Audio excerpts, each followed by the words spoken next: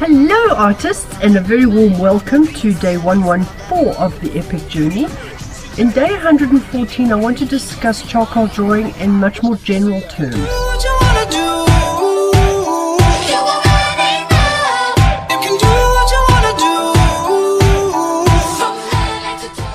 The drawing I'm doing today is going to be one of those drawings that you would do as a longer exercise. For example, the drawings that we did yesterday and the day before might have been 15 or 20-minute drawings.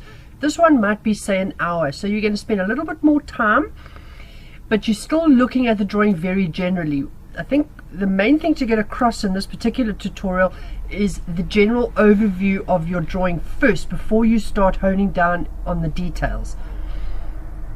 So I'm not concentrating on either line or value or subtraction. This is going to be everything all together. You're going to be using line at some points in the drawing. Some parts you're going to be using tone, other parts you're going to be subtracting. And the nice thing about doing this with charcoal is because it's a study sketch, charcoal gives you this ability to sort of push and pull, so you can add and subtract, you can move things around, because charcoal is quite fluid, so it allows you to practice and develop your drawing as you're going through the actual drawing itself. So every bit of charcoal that you put down is not cast in stone. You can very easily go back and change it.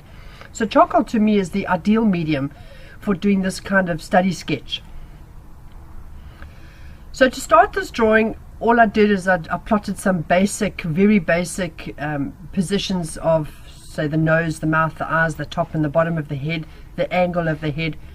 And other than those few little sightings that I took just instinctively, there was absolutely no preparations. So there was no grid lines that were drawn up, there's no sighting that was done, and no measuring at all, because again, this is a study drawing. So the whole idea of this kind of drawing is to train your brain. So although we're working in a little bit more detailed now, this is not intended to be a highly polished, highly finished drawing. The subject started out looking a little bit like a ghost, or a bit like Batman at the early stages of the drawing, and the subject actually happens to be my husband, so don't tell him that he started out looking a little bit weird. But it's very common for a drawing like this to start off looking a little bit odd, because you start off by just putting in the very basic structure of what it is that you're drawing, and the same would apply to landscape drawing. And once you've got the basic structure in, then you can start to hone down a little bit more. You'll notice a couple of times while I'm doing this drawing that I actually go and change things quite drastically. At one point I decided that the nose wasn't big enough, so I went and almost completely rubbed it out and redrew the nose. Also on the side of the face, at one point I decided there was a little bit too much bulk, so I smudged that out and I redefined the side of the face a little bit more accurately. And that's the whole aim of this type of drawing, is to be able to push and pull, like I say, to give and take, to move things around until you're happy with it. And at some point suddenly the drawing seemed right and the features looked accurate and it looked like John looking back at me. So once I got to the point where I was quite happy with the accuracy of the features and of the structure of the face, then I started to get a little bit more detailed. It's quite important to note that you cannot go too detailed too early with this kind of drawing.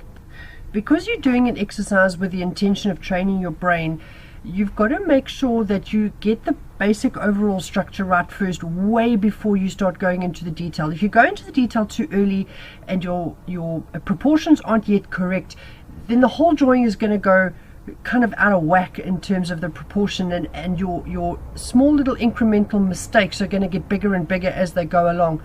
And by the time you're on the opposite side of the face, or the opposite side of whatever it is that you're drawing, that small little incremental mistake has compounded and your proportions are way wrong. And then all that work that you've put into the detail of the drawing needs to be rubbed out and started again. So it's actually really important not to go too detailed too early.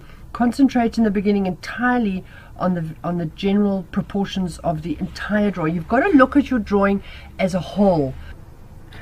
So artists, that's it for today. I hope you've enjoyed this little tutorial. Please don't forget to do the liking and the sharing thing. I would really appreciate some interaction on the page, and all your likes and shares just mean the world to me. Thank you so much, and welcome to all the new people. I noticed we've had a couple of new people join the page over the last couple of days. So welcome to the epic journey. It's great to have you here. And I will see you tomorrow in day 115. Thank you for joining me. I'll see you tomorrow. Bye. That's what you want to do.